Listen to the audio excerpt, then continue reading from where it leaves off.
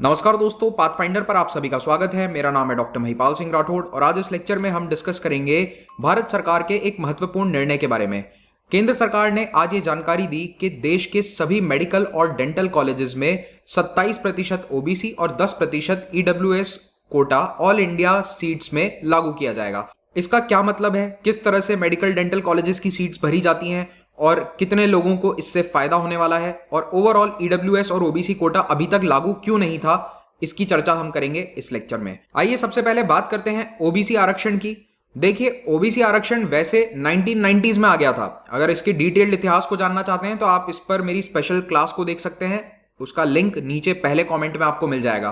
तो ये जो पूरा ओबीसी आरक्षण का केस है, ये सब 90s में चल रहा था, लेकिन शिक्षण संस्थाओं में 2005 तक ये आरक्षण लागू नहीं था।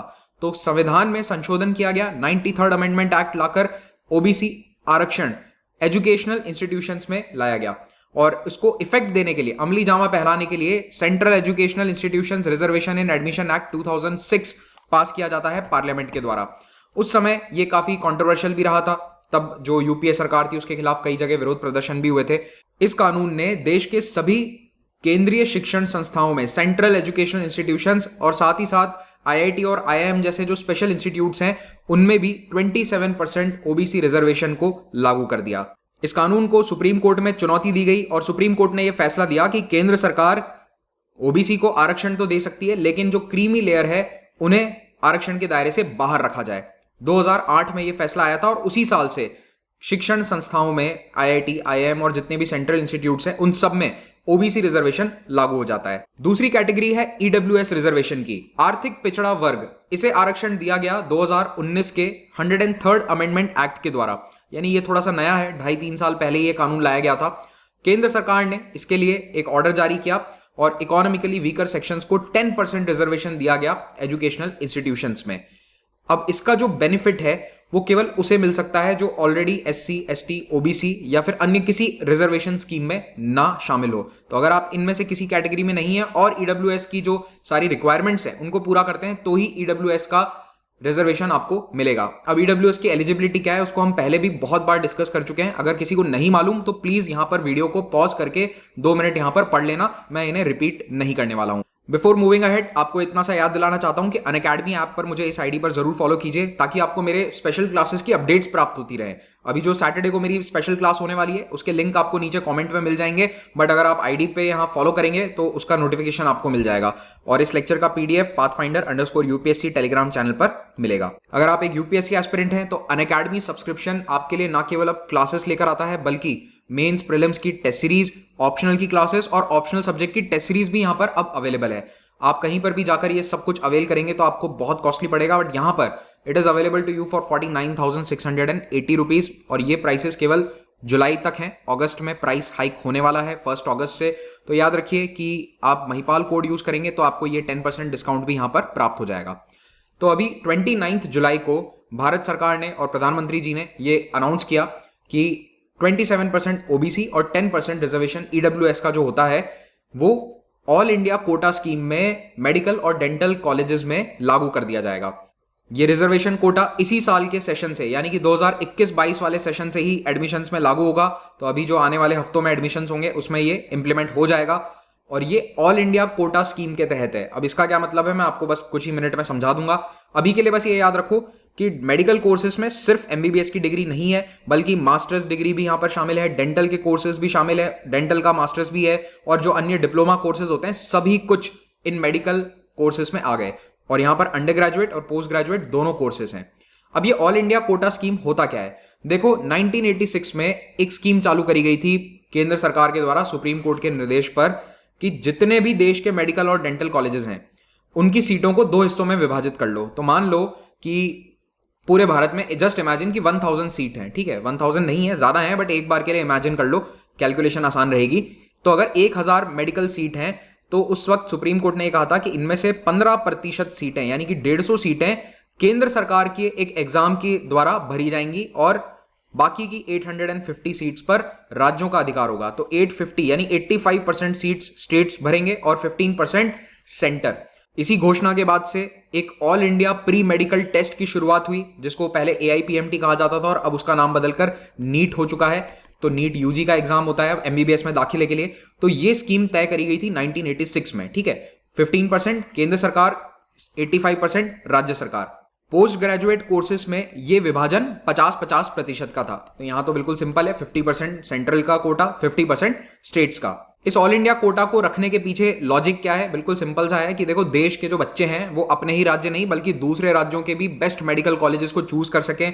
तो मान लो कि अगर कोई स्टूडेंट मिजोरम में रहता था उस समय, जब वहां पर मेडिकल कॉलेज एक ही था या फिर नहीं भी था, तो मिजोरम का अगर एक बहुत ही होनहार छात्र है और वो अगर टॉप 100 में रैंक लेकर आ गया भारत में, तो उसके पास ये ऑप्शन होना चाहिए कि वो ऑल इंडिया कोटा के माध्यम से देश के बेहतरीन कॉलेजेस जो शायद दिल्ली, मुंबई जैसे शहरों में स्थित है, वहां पर भी दाखिला ले सके। ये इसके पीछे लॉजिक है, ठीक है। अब मैं यहां मिजोरम का नाम ले रहा हूं, इसका मतलब ये नहीं कि मिजोरम के अंदर कॉलेजेस नहीं है, बस एक एग्जाम्पल के तौर पर ले लिया है।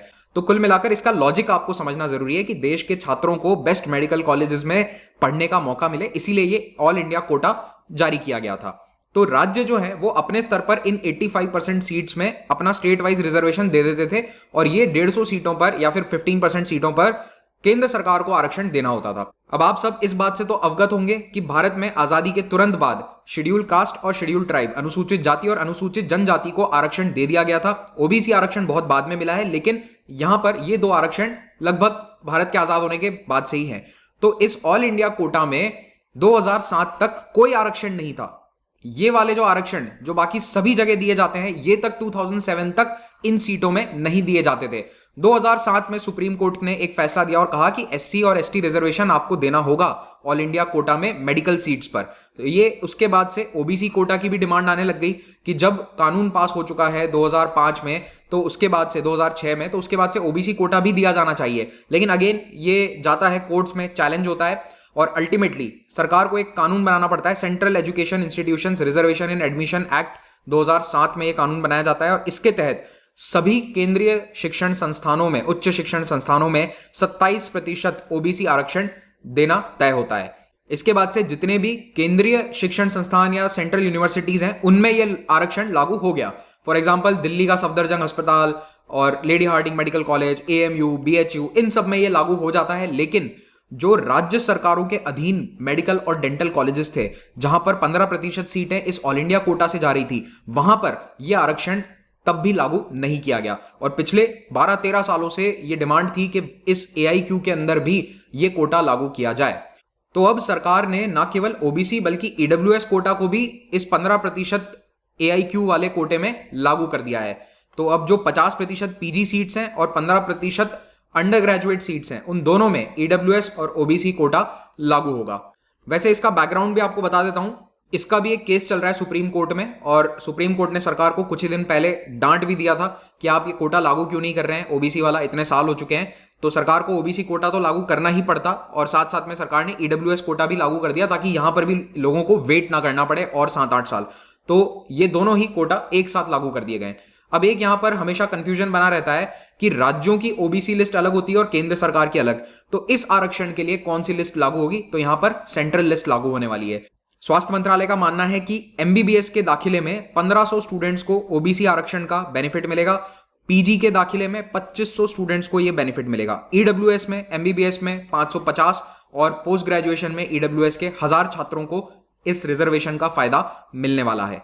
अब आप में से कई लोग टाइप कर रहे होंगे या टाइप कर चुके होंगे ऑलरेडी कि आरक्षण के कारण सीट्स कम हो रही हैं। तो मैं आपकी जानकारी के लिए बता दूं कि हेल्थ मिनिस्ट्री के डेटा के अनुसार पिछले 7 सालों में देश में 179 नए मेडिकल कॉलेजेस खुले हैं।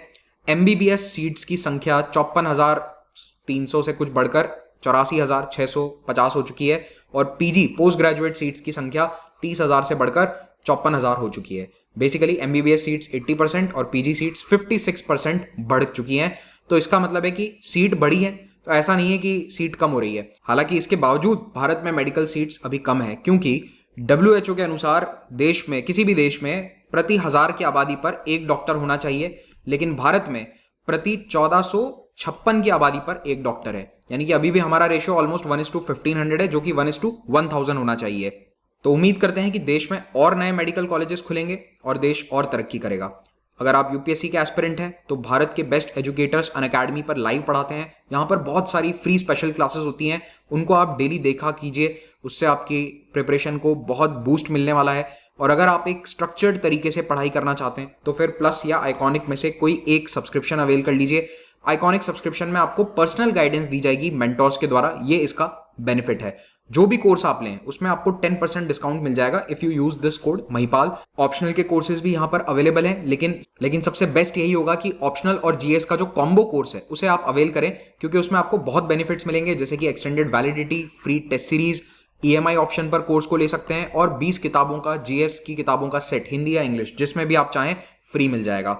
सब्सक्रिप्शन लेते ही एक रेगुलर बैच आपको ज्वाइन करना है। बिल्कुल बेसिक से तैयारी कर रहे हैं तो एनसीईआरटी बैच ज्वाइन कीजिए, नहीं तो 1 ईयर या 2 ईयर बैचेस हैं। अगर आप एक प्लस सब्सक्राइबर हैं तो 19 अगस्त से मेरा जो मिडीवल हिस्ट्री का कोर्स स्टार्ट होने वाला है उसको भी आप देख सकते हैं, उसमें ज्वाइन कीजिए। लिंक आपको नीचे वीडियो के डिस्क्रिप्शन में मिल जाएगा। हर रविवार अनअकैडमी कॉम्बैट होता है, इसमें हिस्सा लेकर आप स्कॉलरशिप जीत सकते हैं, और स्कॉलरशिप तभी जीत पाओगे जब डेली इन टेस्ट सीरीज को प्रैक्टिस करके फिर रविवार को कॉम्बैट में अच्छी रैंक लाओगे। जहां पर भी आपसे अनलॉक कोड मांगा जाता है, चाहे वो कॉम्बैट हो या free test series, you can use this code to unlock all kinds of free content. Thank you very much, have a great day.